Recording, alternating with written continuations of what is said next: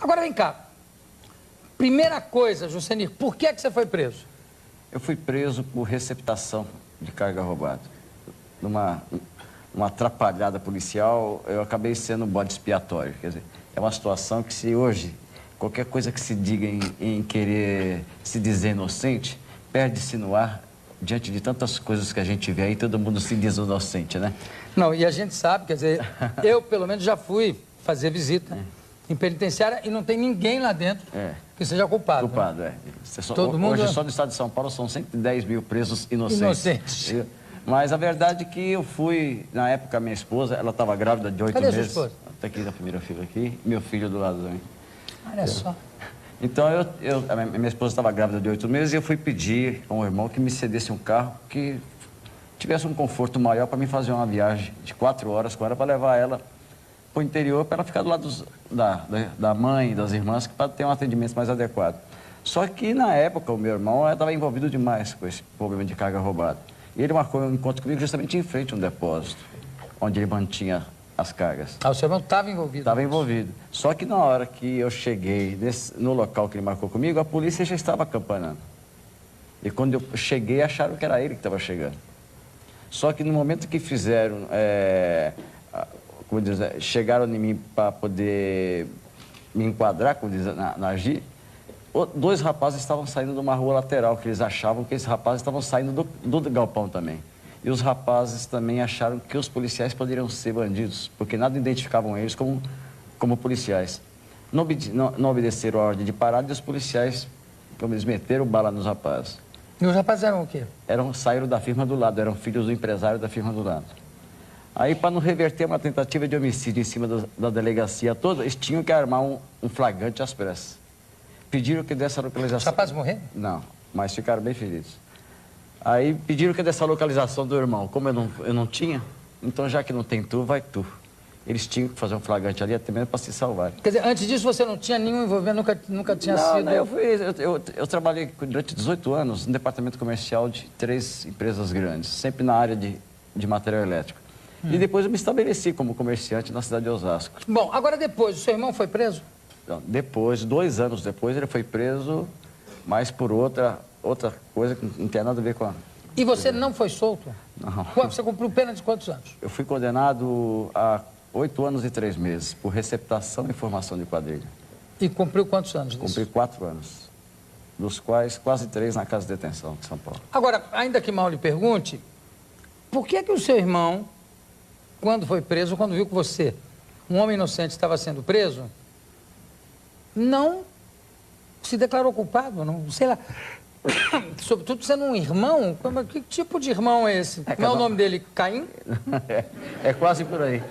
Tá? Porque eu falei, porque eu fui um bode expiatório da polícia, mas a minha mágoa com ele foi justamente ele ter me deixado na prisão. Que ele podia ter tirado você da prisão? Ainda mais com a influência que ele tinha com a polícia na época, né? E ele foi preso pouco tempo depois? Não, ele foi preso 2 anos depois por outras cargas. Então, quando ele foi preso, pelo menos quando ele foi preso, ele podia ter livrado a sua cara, não podia? Mas não livrou, não. E até mesmo depois que eu saí da prisão, que eu recorri a ele, já que a situação dele era uma situação, praticamente pedi ajuda a ele, ele falou que eu fiz nada mais, nada menos que a obrigação do irmão mais velho. Aí cortei relacionamento e cortei do meu convívio. É seu único irmão? Não, éramos em 9. Meu Deus, e você sobreviveu a tudo isso? 9 irmãos, mas não são todos assim? Não, só ele. Tá bom, então tá bom.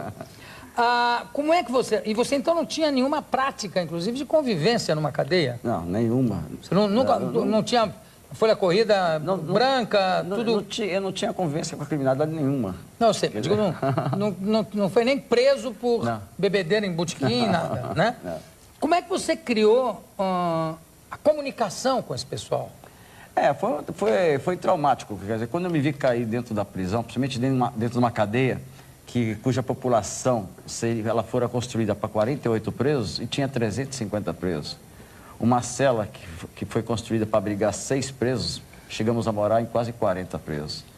Sendo que a maioria viciados em crack, a maioria dos presos vindos dos bolsões de miséria, das favelas, onde uma ignorância, uma desinformação muito grande. E foi praticamente 10 meses de um sofrimento intenso que Isso antes da penitenciária? Antes da penitenciária. Até que viesse a condenação. Então, foi uma situação de muito sofrimento e muito traumática. Você viu algum preso morrer do seu lado nessa vi várias coisas. É um mundo totalmente diferente, uma cultura totalmente diferente, com código de comportamento próprio, código moral próprio, sabe? E tudo aquilo que contrastava com tudo aquilo que eu havia aprendido em termos de comportamento, dignidade, moral, nada. Tudo aquilo lá tem que se deixar da parte de fora. Mas dentro da penitenciária, por exemplo, existe uma certa ética, às vezes até excessivamente moralista, não existe? É séria, até mais eficaz do que aqui fora, o código moral e o código de honra do preso. Só que dentro dos padrões de moral dele. Claro. Tá? Claro. Então, uma palavra errada pode te levar ao mais alto prestígio com a malandragem, como pode decretar sua morte. Mata-se por nada. E a vida não tem valor nenhum. Não tem valor nenhum. E você como é que fez para ter esse contato mais amigável com os presos? Que tipo de favores, de serviços você prestava? Eu caí, eu comecei a sofrer uma série de discriminação. Até mesmo porque eu tinha um pouco mais de cultura do que a grande maioria. Claro. E tinha um poder aquisitivo maior do que a grande maioria. Então eu caí como uma galinha dos ovos de ouro, principalmente para aqueles que eram usuários de drogas. Que todos queriam ver em mim um motivo, uma palavra para poder tentar uma extorsão, para que com isso conseguisse recursos para adquirir drogas. Então isso aí eu sofri uma série de agressões físicas mesmo, agressões morais. Então, praticamente que fazia com que cada vez que eu fosse dormir eu rezava para não acordar. Só imaginar que o dia seguinte seria a mesma coisa. Então eu vi que eu tinha que tomar uma... E quando veio a minha condenação de 8 anos e 3 meses, me bateu o desespero. Então eu sabia que eu tinha que tomar alguma atitude. E eu tinha 3 alternativas. Ou eu praticaria o suicídio, que é uma coisa normal dentro da prisão e pouca divulgada, ou eu deixava me levar pelo mundo das drogas, ou procurava de alguma forma conquistar a massa carcerária. E eu vi que o ponto fraco da massa carcerária era justamente a falta de escolaridade, a falta de cultura. Se você me perguntar, tem pessoas cultas dentro da prisão? Tem algumas. Só que eu procurei usar a que eu tinha em benefício da população. Quando eu percebi que eles tinham uma grande dificuldade em escrever cartas e receber e ler as cartas que vinham, já que a maioria, se não são analfabetos, são semi-analfabetos. Então você virou o comunicador, né? O carteiro. O carteiro.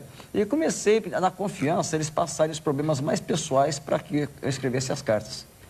E com a chegada das datas festivas, Dia dos Namorados, Dia das Mães, eu comecei a introduzir alguns versinhos, algumas poesias, aqueles arroz com feijão, porque eu sabia que se quem estava enviando não tinha muita cultura, com certeza quem as iria receber também.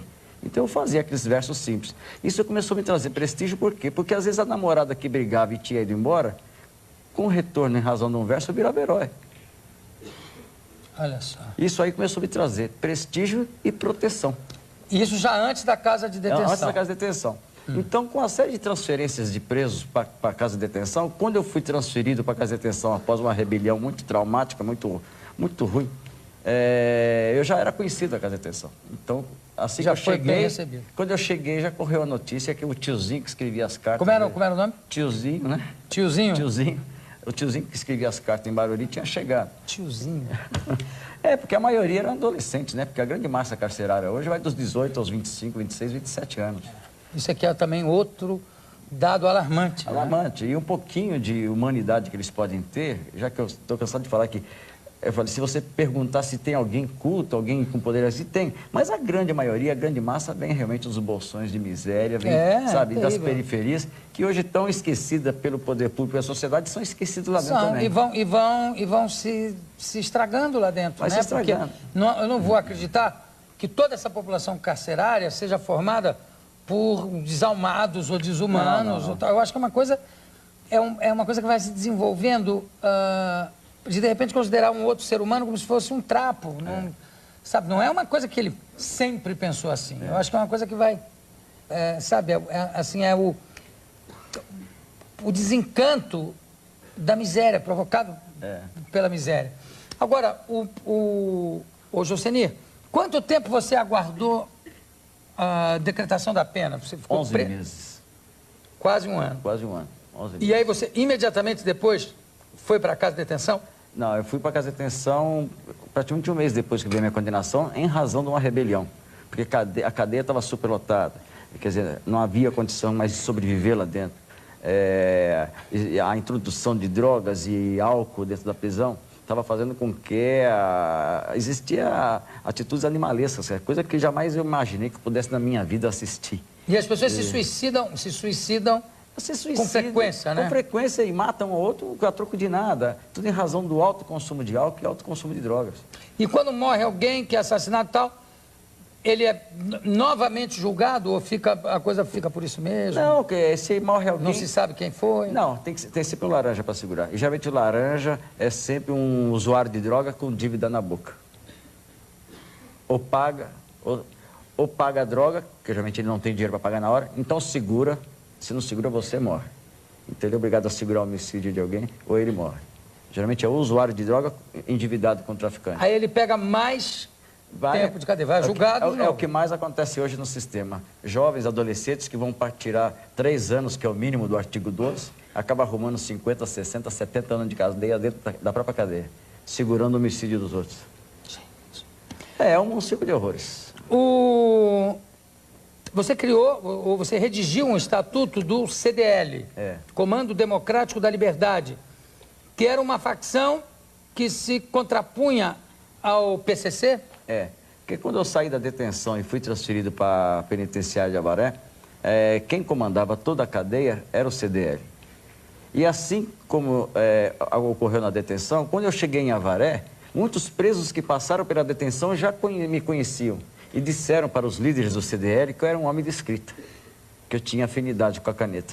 E a coisa que afinidade com a caneta. E o que eles mais estavam querendo é colocar no papel o estatuto deles, já que o PCC, o grande rival deles, tinha o estatuto. E qual era a diferença entre os estatutos que do PCC não, apregoava mesmo, violento? Apregoava, não, ao contrário. É paz e liberdade. Não apregoava, eles não apregoavam nada em termos de violência no estatuto.